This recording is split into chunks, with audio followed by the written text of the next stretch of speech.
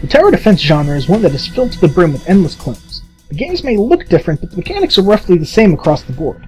Sang-Froid Tales of Werewolves is an exception. Sang-Froid takes place in the Canadian wilderness of 1861. It focuses on 3 siblings, Jos, Jack, and Josephine. Josephine and Jos have been kicked out of their village after Josephine is attacked by the local priest and blamed for a church fire. This incident lines up with the appearance of werewolves, monsters, and even the devil. The gameplay in Sang-Froid is split into 2 sections, preparation and combat. This is typical of most tower defense games.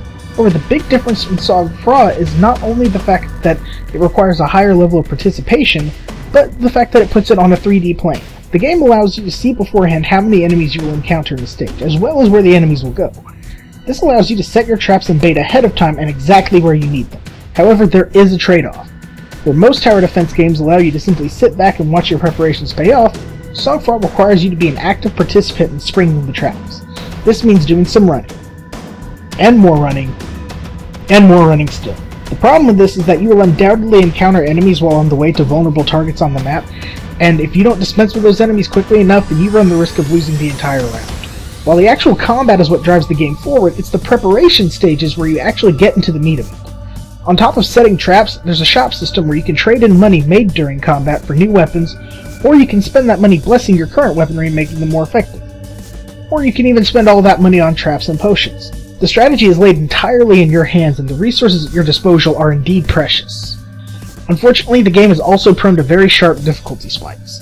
If you're looking for a challenge, then this is the game for you, but you won't really know which stages feature that difficulty spike until it's too late. You could be in the middle of a round thinking you're going pretty good, only for all hell to break loose. The game's biggest flaws, though, lie within its story and presentation.